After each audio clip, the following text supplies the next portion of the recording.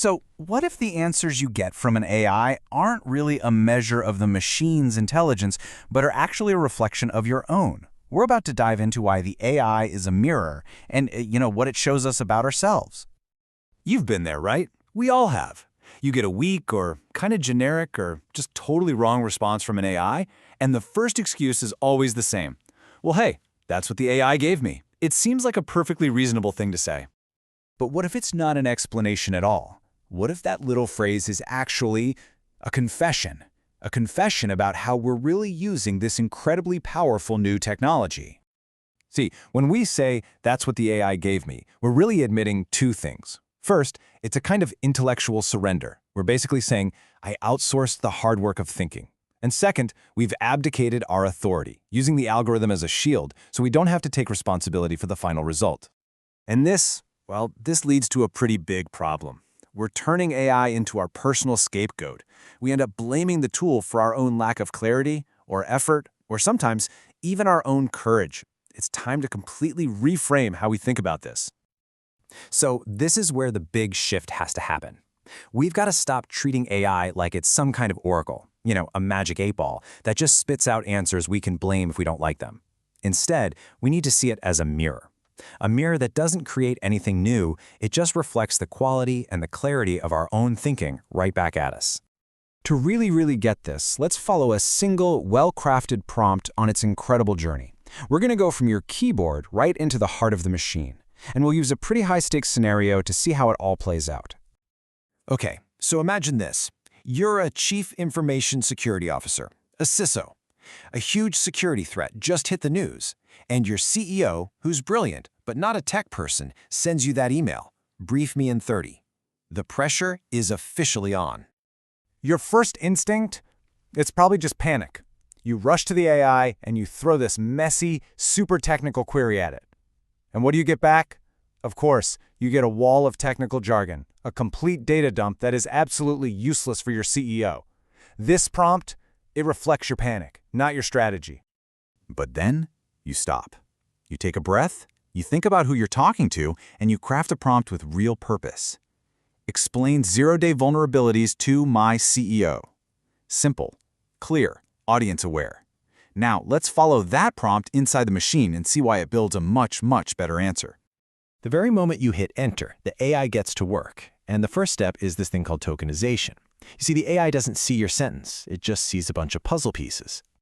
It works like this. First, your sentence gets broken down into these little chunks, or tokens. Then, each of those tokens gets converted into a unique number because AI thinks in math, not in English. And finally, it makes a note of the position of each word so it knows the order is important. Honestly, the best way to think about this is like a recipe.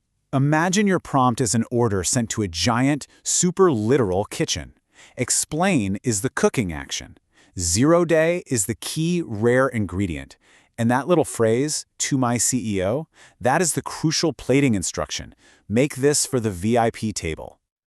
Okay, so the order's in, and now the real cooking can begin. This next stage is called the transformation.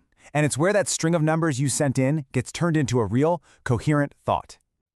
This all happens in 3 main steps. First is embedding, where each token finds its place in this huge virtual map of meaning. Second, there's the attention mechanism, where all the words kind of look at each other to figure out the context. And third, deep processing, where the whole idea is refined through layer after layer of the neural network. Let's just focus on that attention mechanism for a second, because it is the AI's real superpower. It's how the word explain realizes it's deeply connected to the word CEO. And that single connection tells the entire system, hey, ditch the technical jargon, we need to aim for high-level, business-focused clarity here. Back in our kitchen, this is the moment the manager sees the order. They find the ingredients in the pantry, but then they spot that little note, VIP table. So they shout to the entire staff, hey, this one's for the CEO. Make it elegant and simple. And that one instruction changes how every single chef handles their part of the meal. So the AI has its thought all ready to go. But here's the wild part. It doesn't just give you the whole answer at once. It actually builds it piece by piece in a process that looks a lot like a super intelligent autocomplete. So here's how it works. The AI predicts the most likely first word. Let's say, Then it takes your entire prompt, plus that new word and feeds it all back into itself to predict the next word. It just keeps repeating this loop over and over again, building the sentence one single word at a time. This is the final step back in our kitchen, plating the dish. The team doesn't just dump the food on a plate. No, they carefully place one component, then they look at the whole plate, then they add the next and the next until the presentation is absolutely perfect. All right, we've seen the whole journey, from tokenization all the way to the final plated dish. Now it's time to zoom back out and ask what is probably the most important question of all. So what was it? What was the single most critical element that steered this entire unbelievably complex process? What was the one deciding factor that turned a potential data dump into a clear strategic explanation? It was this one word, a word that you, the human, chose to include. The AI didn't just decide to be strategic, it didn't decide on its own to be clear, you directed it to be, with one simple, powerful choice. And that brings us right back to the core truth here.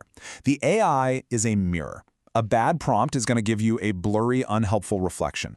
But a clear, thoughtful prompt will reflect that clarity right back at you. When we blame the AI, we're really just blaming the mirror. So, the next time you write a prompt, remember this journey. The quality of the answer you're about to get won't be a measure of the machine. It'll be a reflection of your own thinking. The AI is a mirror. The only question left is, are you ready to see your own reflection?